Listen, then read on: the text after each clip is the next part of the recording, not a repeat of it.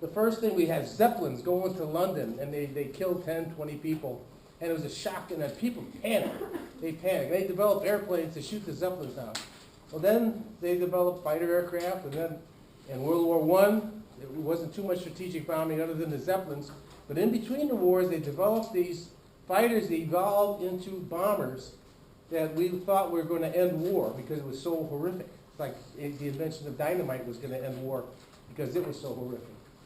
So what happened is that a typical thing is you use this weapon, you create shock and awe, then the people get pissed, they get angry, and they develop something that's worse, and they come back at you. And then you go back, and then you end up with LeMay, General LeMay or General Tecumseh Sherman. What they said is the same thing. You just keep killing people until one side says, I had enough, no more. And that's what ended the religious wars in 1648, kind of what ended Japan's reign in 1945. But the shock and awe, it just keeps going. With the Germans, and it actually started out with the Spanish Civil War. And see if you can see the theme recurring of shock and awe, people getting mad, coming back to them, and then it just keeps accelerating until, like General LeMay says, you know, we've killed enough people that people decide, hey, it's time to stop. Within months, a new policy had failed. First took him in a devastating firestorm, then other major. So do you see what happened? LeMay learned what happened from Hamburg. Just a little story from Hamburg that's kind of interesting is that Hamburg devastation was so great, the housing crisis was so great, that the Germans, for the first time, sent German Jews to Auschwitz. So the German Jews were sent to Auschwitz that had homes, and then the non-German Jews were moved into their houses. That was the first time, which set up, of course, the Holocaust that occurred the year after that. But that was the first thing, was because of the Hamburg bombing. LeMay then shows up, he's sent to the Pacific, because the Pacific camp, the B-29s, when they first started flying, they had two problems. They went into the jet stream. They discovered the jet stream. All of a sudden, they had 100-mile-an-hour winds coming from all over, so they had no idea where their bombs were going.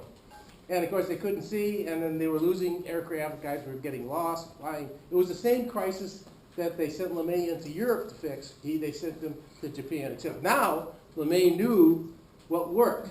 So instead of going in high, he said, we're going to go in low. We're going to go in around 6,000 feet. That because their anti-aircraft guns can't shoot that low, and we're above the ground fire of the infantrymen.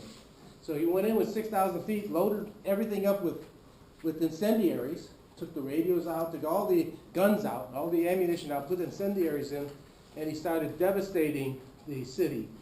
The attack on Tokyo, we'll talk about next hour, was much worse than the attack on Hiroshima, decimating probably 20% of the city in one of these conflagration firestorms.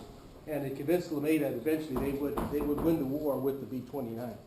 So that's the evolution. You can see what's happening is a tit for tat going back and forth. The other interesting thing is, when they took Iwo Jima, they finally saw how hard the Japanese fought. They were fanatical fighters, fanatical warriors. And it took so many men to take Iwo Jima that they figured they were going to lose 500,000 to 1 million men to take Japan. And they probably would start a guerrilla war that we might still be in today because of the population and the dedication they had. So they had this thing of how are we going to limit our loss of our manpower, with considering what happened in Iwo Jima. But Iwo Jima also, when they took it over, allowed the bases for the B-29s then to attack in almost any place that they wanted to on the island of Japan. Japanese cities were used to disrupt. Soon the supercomputers would run oil across the Japanese side. So, you know, you start talking about destroying a country, you're not putting any lines between military versus civilian anymore. You see how it all changes. It all changes with strategic bombing, and especially if you think about the nuclear effects through history. In Vietnam is very interesting because it looked like it wasn't effectively being used. But what had happened was Kennedy, when he came in, all the generals from World War II in Korea said, don't have a land war in Asia, don't ever do it. Well, he fired them all, brought in his own team, and the end result of that turned out to be Vietnam, right?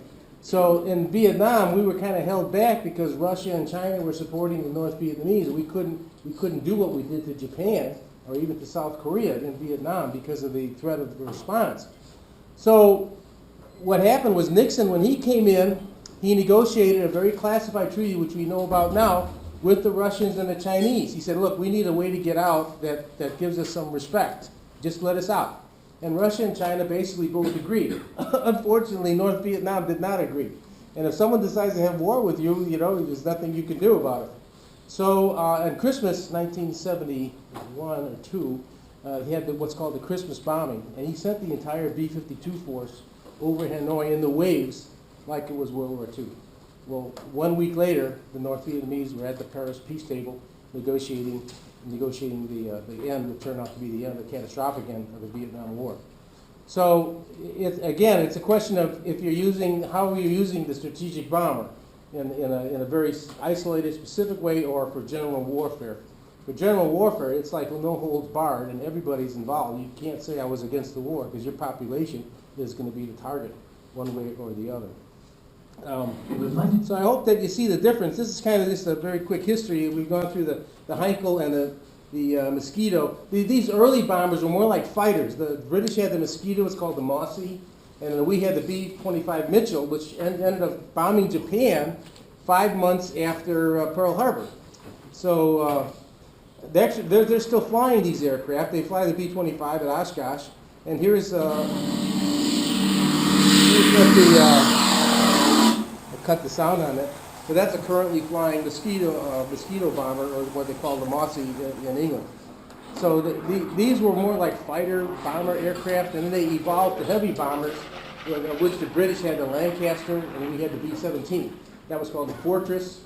The B-17 was succeeded by the B-29, the Super Fortress, and then that was succeeded by the B-52, which is the Strata Fortress. So Boeing made all of these, basically our heavy strategic bombers.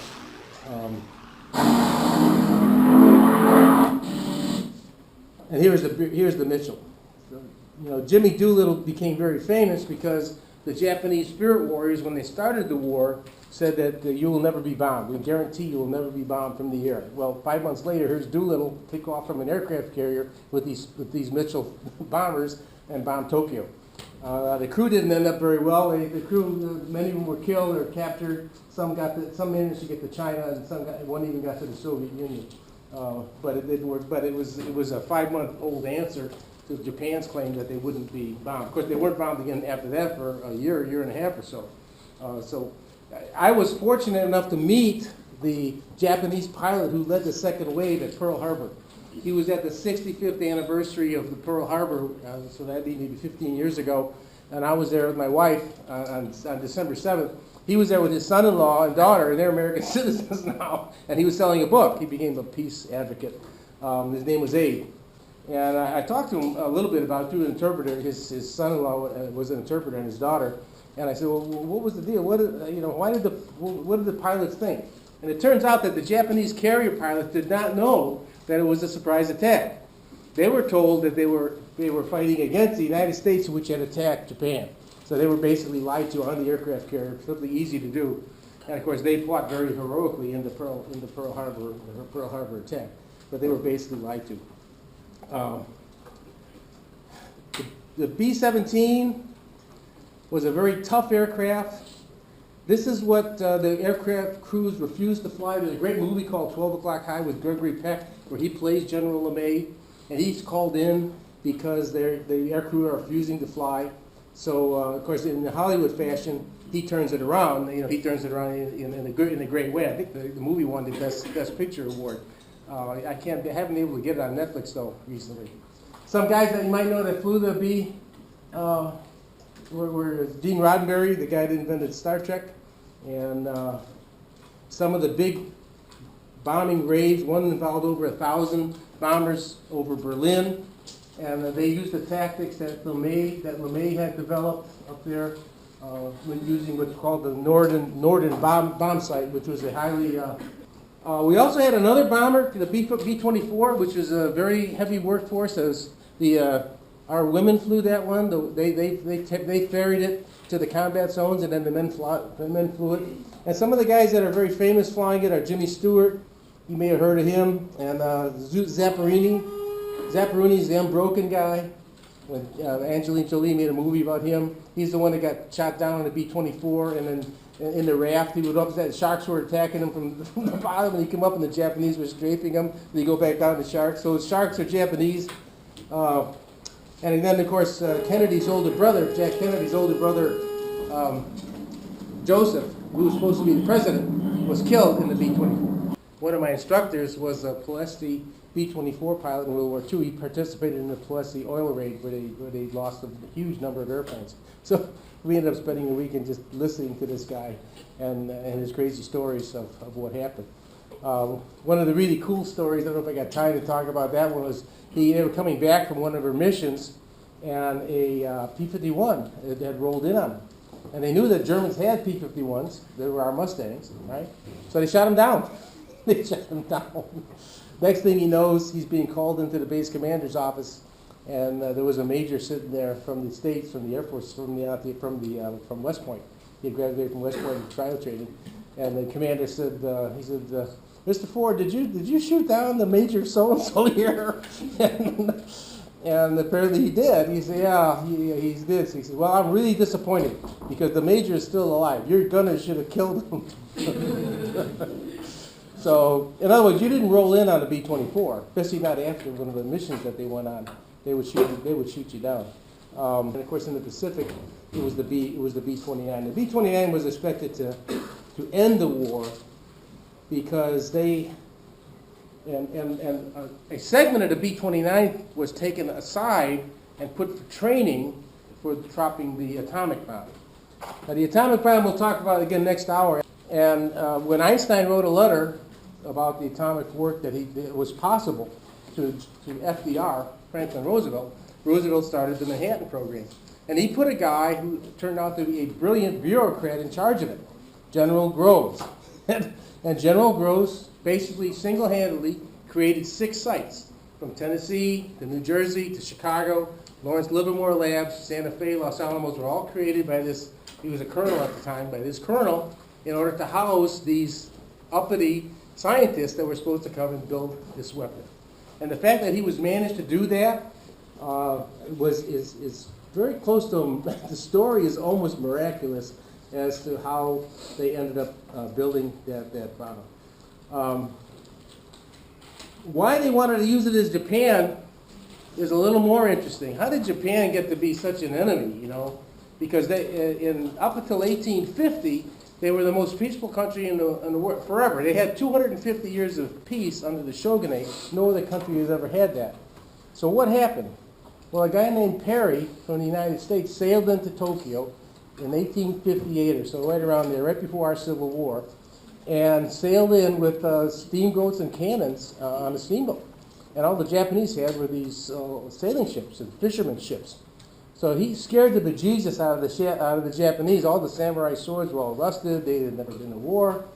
So they went on a panic mode to upgrade to what they saw that Perry had exposed them to. And after 50 years, they upgraded fairly well. They brought in English admirals. They brought in Portuguese sailors, builders of ships. And they started a mass crash campaign. And when they were done with that campaign around 1890, they decided to become a colonial power against Korea and Manchuria. They said, well, Europe's got colonies. Why shouldn't Japan? We're smarter than all these people over here. We should have them too. So they met the Russians, basically, who had the same idea. The Russians over here at Vladivostok. This is Russian over here. And, of course, here's Japan. There's Tokyo. There's Hiroshima. And they fought huge naval battles and army battles in the Sea of Japan over here. The battles were enormous. Look at 300,000 soldiers, 70,000 killed in one of the battles. The Japanese never lost a land battle, and they won most of the naval battles. So that gave them I guess what you would call a big head, because it was the first time any European power had ever been defeated by an Asian power, and they were defeated decisively with modern weapons. And so Japan basically took off with an expansionist policy into Korea. That's what put Kim Jong in power against Japan, and of course against China. And some of the horrific things that happened in Nanking and some in China. In fact, some of the horrific things in China was what Roosevelt saw, and FDR cut off the oil supply to Japan in the late 1930s, and that resulted in Pearl Harbor and of course World War II. All the generals and admirals in Japan said, don't fight the United States. They look like they're weak, they're just a pleasure-loving people. We know that, they're isolationists, but don't screw with them. Because Yamamoto, for example, went to Harvard. And he knew the spirit of the American people that he had talked to. But they couldn't convince the spirit warriors who were in charge in Japan. And then, like I said, they lied to their own pilots to end up starting World War II.